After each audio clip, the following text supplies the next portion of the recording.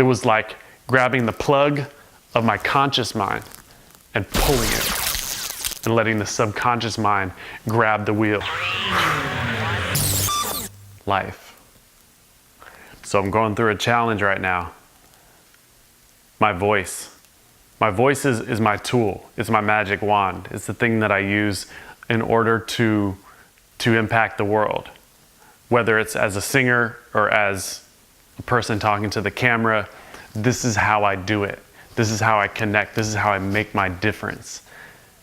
And I've been given a gift or a curse, depending on how you look at it, of my voice going away every night. Supposed to be there. Every night I start to slowly lose my voice. Right now it's like 1 p.m. and I'm already losing my voice right now, as you can probably hear.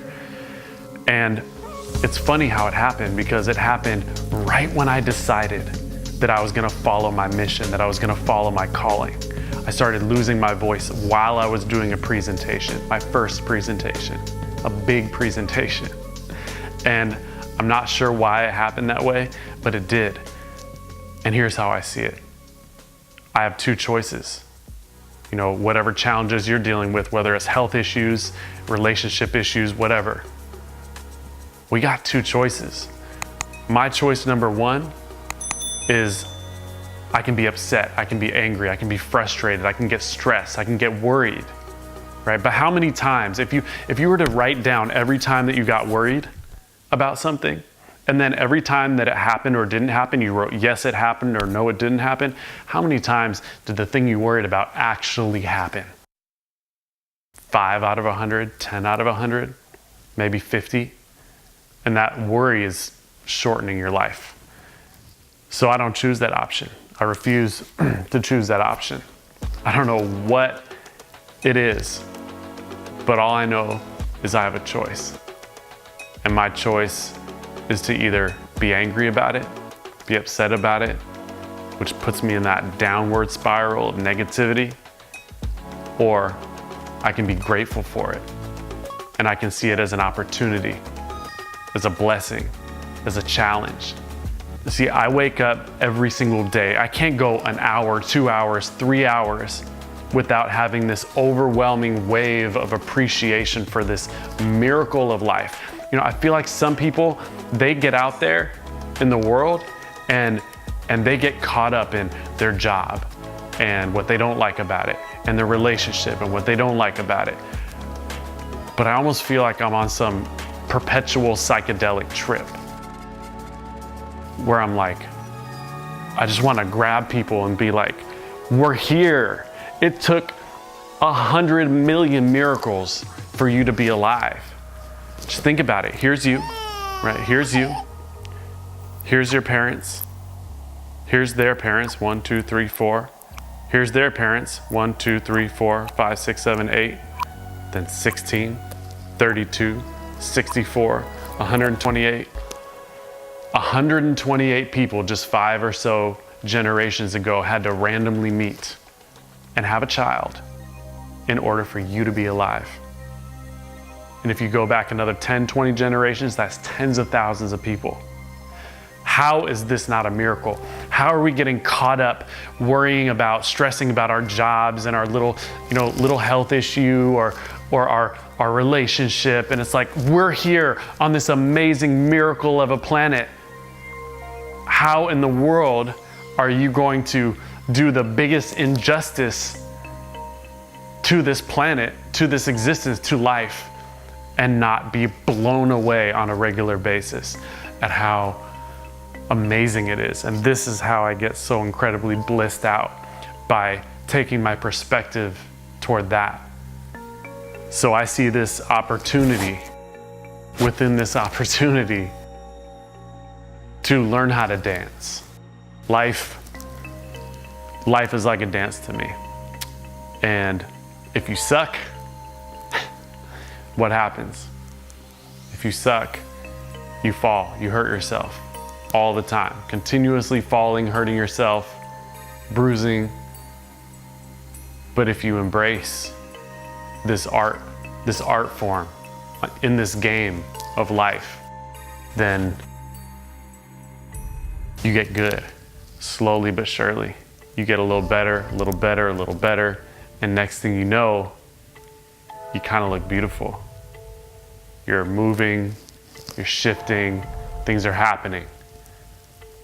And next thing you know, all of life starts to look kind of good, kind of beautiful. You know, someone once told me that in becoming alive in this life, we decided to jump into a game where there was a pendulum that swung back and forth from two things, from joy to challenge, to joy to challenge.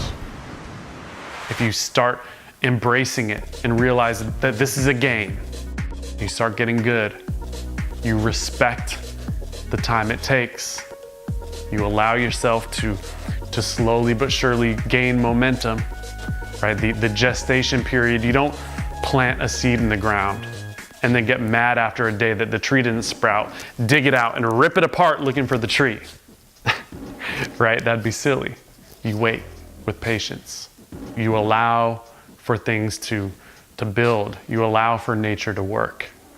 And with a little bit of patience and persistence, that tree starts to grow.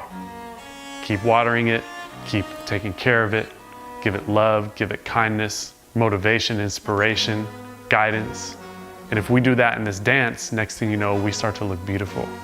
We start to dance, we start to move, we start to create, we start to build.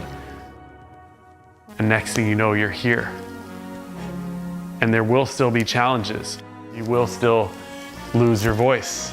You will still hurt yourself. But you do it from a place of perspective. You do it from a place from seeing the beauty around you. It's like you have goggles on and you can only see the beautiful. And it doesn't mean you don't see the truth.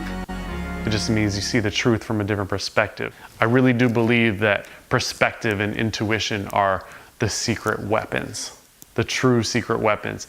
If you opened up a map and you wanted to get to your destination of magic, you want a life of magic, of bliss, of joy, of serendipitous moments, of creativity, of the call to adventure, a unique, vibrant life. And you pull out that map and you want to get to that spot, in order to get to magic, you've got to start on the path of intuition. Intuition will get you to magic. So when I stopped overthinking things and started doing what my higher consciousness was telling me to do without questioning it, that's when things started happening, when I let spirit guide me, right? It was like grabbing the plug of my conscious mind and pulling it, and letting the subconscious mind grab the wheel and steer me in a different direction. You know, sometimes it's like, really? Like, follow my intuition? You want me to do what? But that's what always got me there. I have a friend that taught me about intuition and following your intuition regardless of what it says. And sometimes it makes you think, am I mad? Am I crazy? Am I really gonna follow this? It sounds insane. But it's what ends up bringing you to magic. The direction that intuition is guiding me, it doesn't make any sense. Leave my career, start from scratch, doesn't make sense. But I have a feeling that if I follow my intuition, it's gonna bring me to exactly where I wanna go. So I'm gonna stop taking things so seriously, and I'm gonna start having fun with my life, with my visions. I'm gonna start working with friends, laughing toward my goals, not partying my life away, not working my life away, but more like somersaulting up a hill toward my wildest dreams.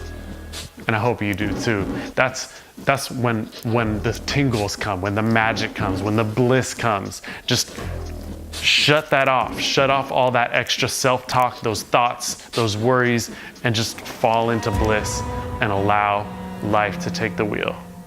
That's what I'm ready for, right there. I promise you, there's bliss right here, right where you are. You don't need to buy one more thing. to have it. Find it right here, right where you are right now. More intuition will sprout. More magic is gonna knock showing up at the doorstep. More accidental fun, more meaning will tap me on the shoulder when I do that. I know this. See, I love this quote. If you wanna make God laugh, tell her your exact plans. But if you wanna make God proud, I feel like you gotta be clear on what you want, right? Not so much the details, but the feelings, right? Ask for the feelings of what you want. It's like, once you got that down, then you recalibrate every day, every hour. Tell everyone. You know, people have this misconception that when you want something, you don't tell anybody. I tell everyone. I scream it from the rooftops. Let everyone know so that in their brain, they're connecting the dots for me. He needs this, he wants this, he's trying to get this, maybe this will help, maybe that'll help. And the people who don't believe, none of my business, not at all. I'm ready to fall in love with my craft again. I'm ready to fall in love with my search for finding it again. I'm gonna do it with friends. I'm gonna move close to my friends. God, I'm gonna move close to my friends. We're gonna work together on things. I have something on my wall and it says, working on projects builds your future. Doing it with friends makes it fun. You know, life is beautiful, it's a miracle, but the truth is, most of us squander it. Most of us squander it. Most of us don't take the opportunity that's in front of us and live this amazing blessing of existence. And me, I've been squandering it too, but that time is over. I'm out there living my life, making it happen. You know, I feel like there's always this battle between being productive and having fun. It's like, I wanna build things in my life. I wanna do amazing things, but that requires work. And then I wanna go travel and I wanna go have fun. I wanna go celebrate with the people that I love. But if I do that, then I'm not gonna get anywhere. And I'm gonna be 60, 70, 80 years old, and I'm not gonna have anything. I'm not gonna be able to afford things that I need. But that's the brain, that's the conscious mind. You gotta grab that plug, pull that plug. I'm about to pull that plug and go deep down the rabbit hole of creativity. And I would love for you to come with me. This is gonna be a fun adventure. I'm ready to make the universe proud.